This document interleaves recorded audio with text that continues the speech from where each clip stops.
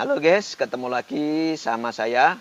Kali ini saya akan membuat tutorial cara memegang setir dengan benar. Oke ya. Oke guys, ini adalah bentuk daripada setir mobil. Itu semua hampir sama ya, strukturnya bulat seperti ini. Dan di tengahnya ada tombol klakson. Kemudian pas di angka 3 jarum jam dan angka 9 itu mesti ada pegangan ya, pegangannya. Terus kemudian yang ini juga di bawah, ini di angka 6 juga ada. Itu hampir semua setir seperti ini ya. Nah, terus kemudian ini ya, di sini ini ada agak jendol gitu ya. Jadi ini di sini nggak lurus. Jadi di sini memang ada dikasih struktur agak jendol nih ya. Yang di atasnya ini sedikit kanan maupun kiri gitu ya. Ini untuk apa? Ini adalah untuk pegangan kita, itu pegangan pengemudi untuk megang setir itu memang harusnya di sini yang benar gitu kan. Jadi di angka 3 dan angka 9 jarum jam gitu. Sehingga kalau kita pegang begini, ibu jari kita itu ketahan, satu bawahnya ketahan sama stang yang ini, kemudian ke atasnya ini ketahan sama tonjolan ini gitu ya, tonjolan ini. Jadi memang ini sudah dibuat seperti ini ya untuk keamanan dan kenyamanan pengemudi. Jadi guys ya, cara pegang setir yang benar, yang paling bagus adalah seperti ini ya. Jadi kita pegang posisi di angka 3 dan angka 9 itu jarum jam. Ya. Itu kenapa? Ya, satu.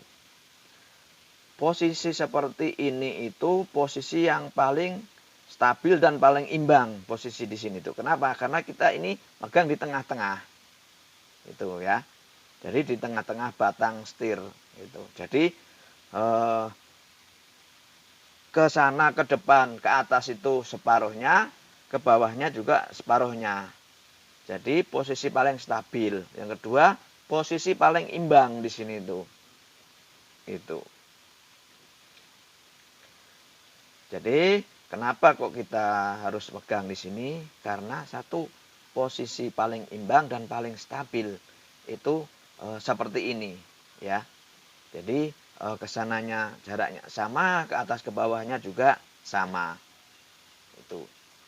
Kemudian ya, yang kedua guys, kenapa kok kita harus seperti ini cara pegang setirnya yang benar? Itu adalah tangan kita kalau seperti ini itu bisa dengan mudah menjangkau tombol-tombol yang dekat dengan setir ya. Nah, ini seperti yang sebelah kiri ini ya.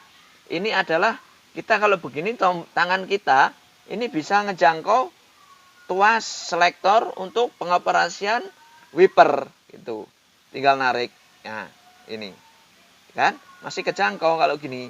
Tapi kalau kita misalnya di sini nggak jangkau itu ya, ataupun di sini kita megang di sini nggak ngejangkau itu ya. Tuh. Begitu juga yang sebelah kanan. Tangan yang sebelah kanan posisi seperti ini itu ya. Ini masih mudah menjangkau ya, nggak usah berpindah. Ini di tombol lampu ya. Ini kita misalnya mau belok langsung. Nah, jadi tangan kita bekerja masih sangat gampang gitu, praktis ya. Tuh. Itu kemudian juga kalau kita mau ngelakson di sini juga itu enak, tinggal gini aja. Nah, nggak terlalu jauh. kemudian mau mengoperasikan apa tuh tombol audio, itu juga di sini gampang tuh ya, kejangkau tuh ya. Jadi seperti itu. Kenapa? Alasan kedua, kita harus seperti ini megangnya ya. Jadi tangan kita ini bisa dengan praktis masih menjangkau tombol-tombol yang ada di sekitar setir. Itu tombol lampu, tombol wiper, tombol pengoperasian audio, itu ataupun klakson. Itu guys ya. Itu. Kemudian ya, kalau kita posisi pengen belok ya, kalau kita pengen posisi belok itu ya, caranya adalah ya seperti ini. Posisi masih tetap seperti ini megangnya ya, pelan-pelan. Nah, kita belok itu disesuaikan dengan kebutuhan daripada jalan yang akan kita belokin, akan kita lalui untuk belok gitu. Bila mana dipandang hanya sedikit saja itu atau seperempat putaran, nah ini namanya seperempat ya. Ini dari posisi lurus seperti ini. Kalau kita bergeraknya kira-kira seperempat putaran, itu akan posisi tangan akan ada di jam 12 sama jam di 6 gitu kan. Nah, ini masih harus seperti ini. Karena ini juga posisi masih sangat sangat kokoh gitu ya untuk megang setir itu. Tuh. Nah, bila mana posisi kita belok hanya jalannya sudah cukup untuk belok, tidak diperlukan lagi, ya kita putar lagi, balik lagi. Nah, seperempat lingkaran gitu kan. Nah, tapi apabila kita memerlukan putaran yang lebih lagi, apabila kita pengen belok sekaligus balik putar arah, berarti kita memerlukan putaran yang lebih besar lagi, atau paling enggak setengah putaran daripada setir itu sendiri. Makanya diputar terus seperempat, terus masih kita begini. Nah, sampai ke setengah ini ya, seperti ini. Nah, kalau ini kita sudah kagok ya.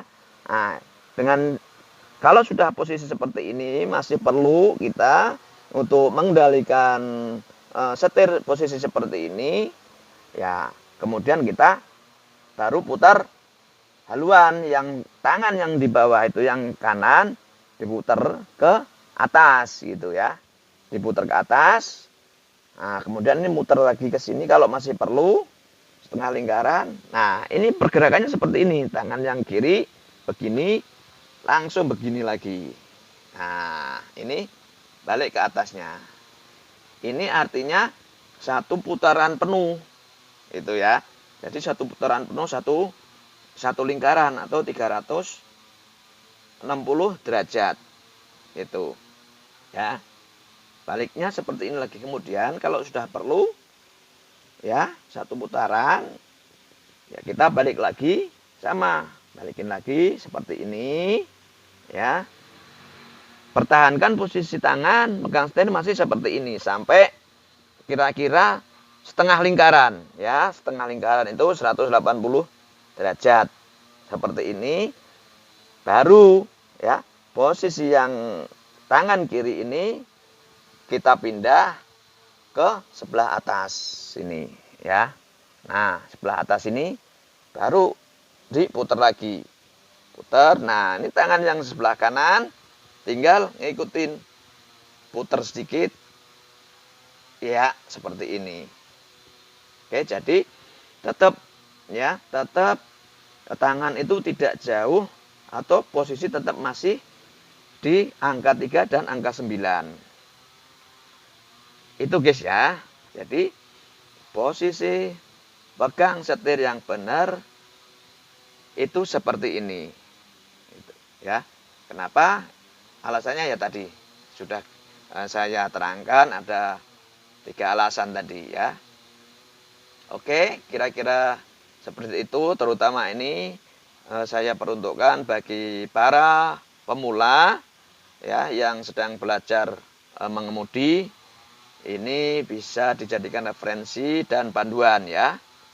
Oke, jangan lupa subscribe, share, dan like ya. Bye bye, terima kasih.